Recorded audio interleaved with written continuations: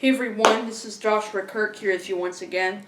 Now it's time for episode 91 of Album of the Day, in which again I'm going to do another 2016 album review. This time I'm going to talk about a sort of a folk and Americana singer-songwriter who has been around since about 2004. The name of this artist is LaMontagne. He released his major label debut album in 2004 called Trouble, and it was a big album.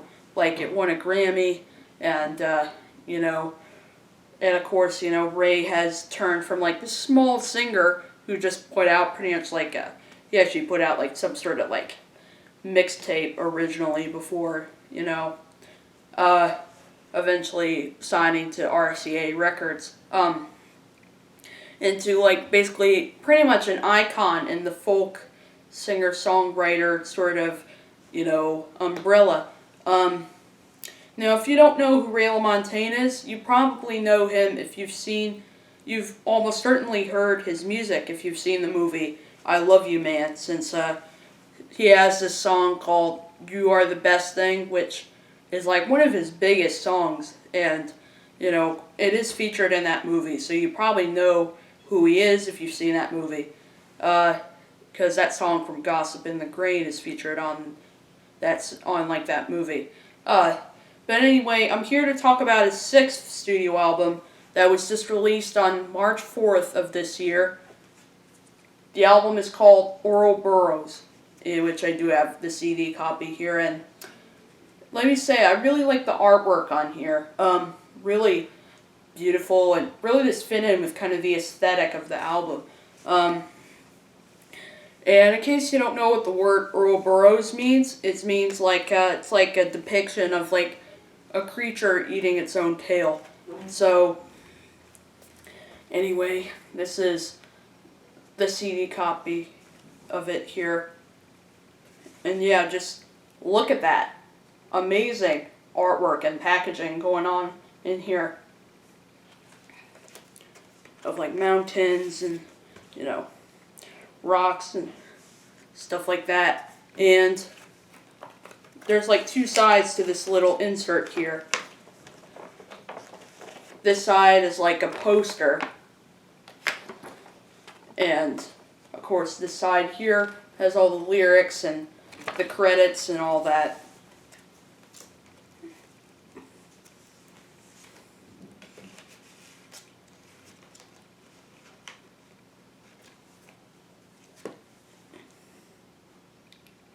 And yeah,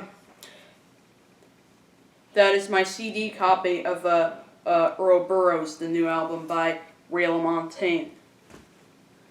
Now, what I do notice about this album that's different from his past albums is pretty much the sound of it. It's not a very commercial sounding album. It's not so much folky. It's more indie rock going on here, thanks to him working with Jim James, the frontman of My Morning Jacket, for a producer on this album.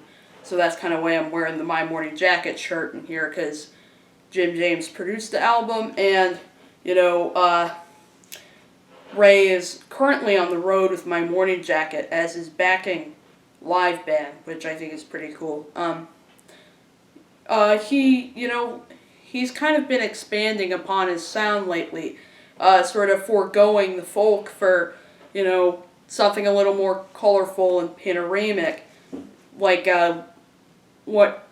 he did with his last album, Supernova, where he worked with Dan Auerbach of the Black Keys on it. And he's lost some fans lately. People would hear Supernova and they'd be like, "Yo, stick to the folk." In which, Supernova didn't care too much for that album, but I do, at the same time, kind of respect Ray, kind of going out of his way a little bit to do something a little different with that album, even though, Dan Auerbach's production lately has been, kind of,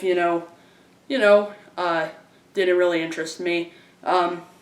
my favorite album of his would have to be his second studio album, Till the Sun Turns Black. Like, from like the lyrics on that album are great. Like, I think especially the song Empty, one of his darkest and most depressing songs yet, but beautiful song.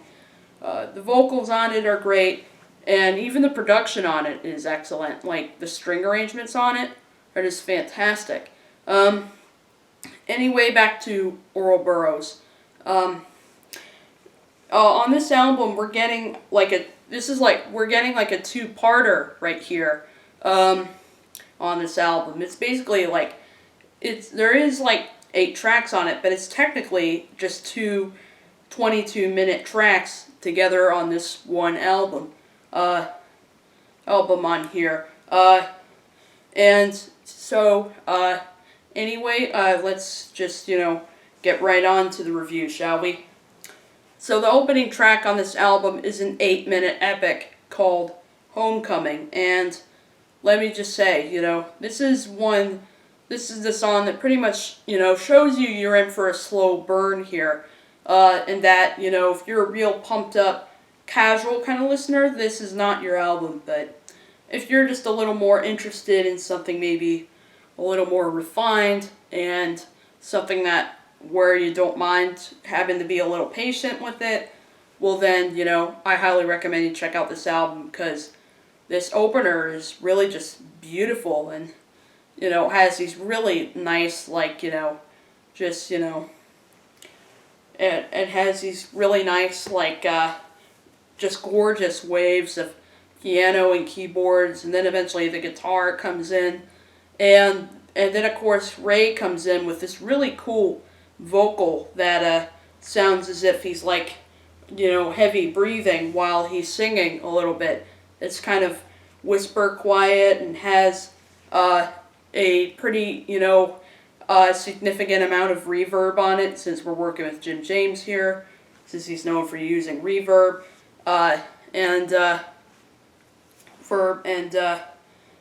Really just, it takes a few listens, but it's really just, a really, beautiful way to open the album. As soon as you turn this on, it's as if you're taken to a whole different world here. Then we get into the lead single on here, Hey No Pressure, which, has this real bluesy kind of garage rock feel to it. There's definitely kind of a Black Keys flavor going through on that track, with the, Ray just does some of his heaviest guitar work on this album, and this song's a perfect example of that. I love, like, just that, that real bluesy riff that he plays, of like, and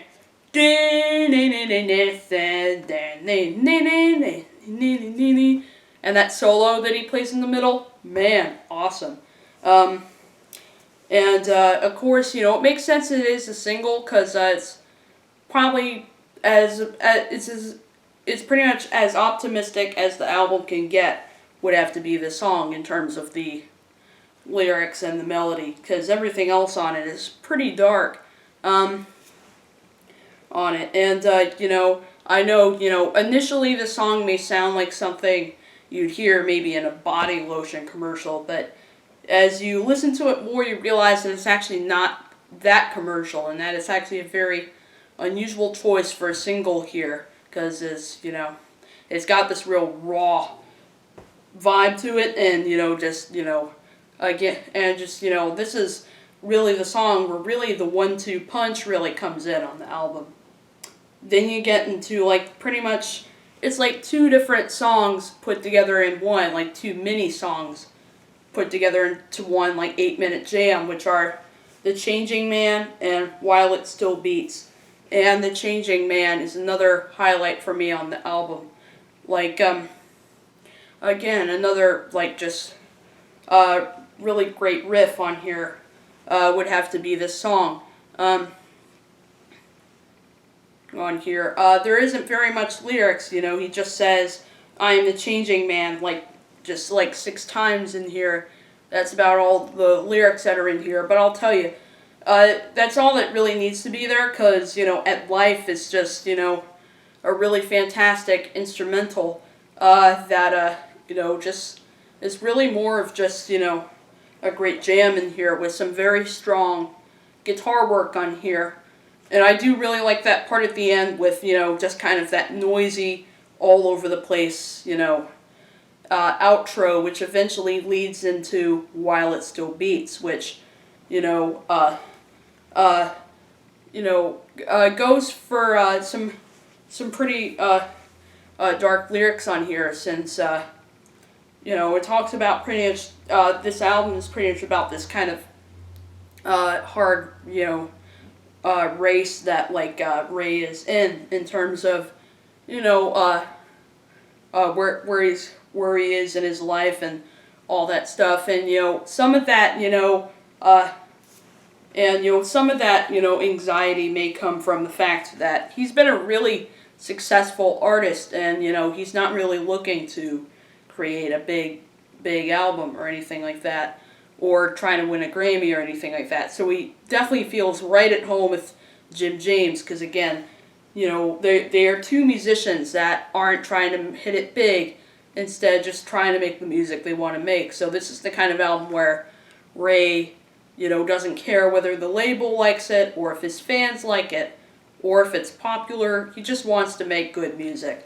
And While It Still Beats goes for a more psychedelic kind of noisy, direction, and just some really good strong vocals going on this track, along with the really nice wall of mellotron that goes on in the background. Along with these these little boppy synthesizers that come through on here. I like how Ray just has the ability to just belt it out with his vocals. Like, you can really feel the emotion in his voice, like on this track, for example.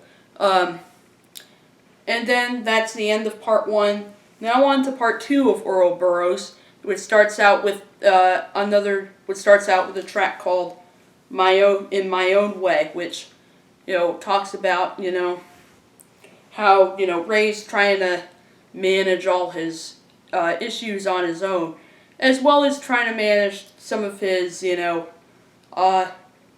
music duties in his own way too. Despite being signed to RCA Records. And I like how this is like a softer track. It's like this really nice, kind of sunny, quieter track, but yet there's still some heavy electric guitar that comes in towards the middle. Still love it, and just really there's some really beautiful keyboards on here, and it's real kind of jazzy and almost soulful guitar playing coming through on that track. And then the song Another Day was a little more straightforward. Not the best song on the album, but it still does good at tying it all together. But then there's the really beautiful instrumental or Murmuration of Starlings, which showcases some these little subtle waves of synthesizers paired with some really nice very smooth guitar playing on here. A lot of the lead guitars on this album are actually played by Ray, even though I forgot to mention the harmonies at the end of While It Still Beats are just beautiful, since Jim James does also sing on the record and play guitar as well as produce it. So pretty much the mix of Ray and Jim James's voices at the end of that song or something like that, just so beautiful. And it's actually kind of a 3-part harmony, because a woman named Alexis Marsh is also singing on here. Just really beautiful mix of different voices going on that track, While It Still Beats. And back to A Murmuration of Starlings, just really smooth and, somewhat jazzy of an instrumental too, with, this vibraphone that comes in the background. and like, the drums and the guitar all feel jazzy. But then it goes for a little more of a unusual touch in there with those waves of synthesizers that I mentioned. And this is actually kind of a three-part, track, where it's like, where it's actually three different tracks in the album playing into one, like 9-minute song. Then it closes with "Wouldn't It Make a Lovely Photograph," which, again talks about sort of, how he's going in a different, less, kind of, commercial kind of direction in terms of the music.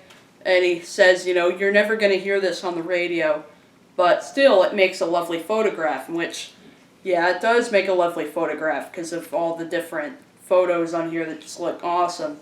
That really fit in with the emotion of the album. It is a really good song in terms of the lyrics, but, my only downside with it is that it just kind of ends abruptly for whatever reason. It's like the last few lyrics, and then it's like, it sounds like it would be awesome if maybe a guitar solo followed at the end, but then it just kind of ends abruptly, like he says, you're never going to hear it on the radio, but wouldn't it make a lovely photograph? And then all of a sudden, done. So I wish it maybe could have been longer. So the album's maybe a little too short, and that, it could have been longer, but at the same time, I still feel very happy for what it is. So, overall, I think this album is probably Ray's strongest work that he's ever done since Till the Sun Turns Black. Since lately he's put out a few albums that, weren't as good.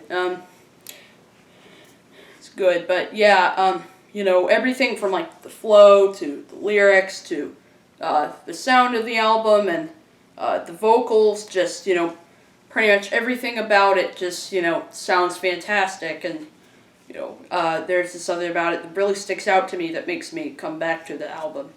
So yeah, I'm going to have to give this one an 8 out of 10. The reason now I know some of you are asking me, why are you giving it an 8 out of 10, not a 9? Well, because I really like the album, but, as I said, my one downside is that it's a little too short and that it ends kind of at the wrong time for me. But yeah, I highly recommend this album. If you're into, like, really cool, like, like psychedelic rock with, a lot of depth and emotion to it, well then, this is the album to go for here. Definitely recommended for those who love My Morning Jacket. Because it definitely sounds like them, so it makes sense that he's on tour with them. But yeah, anyway, that's my review of Ouroboros, the new album by LaMontagne. See you for episode 92.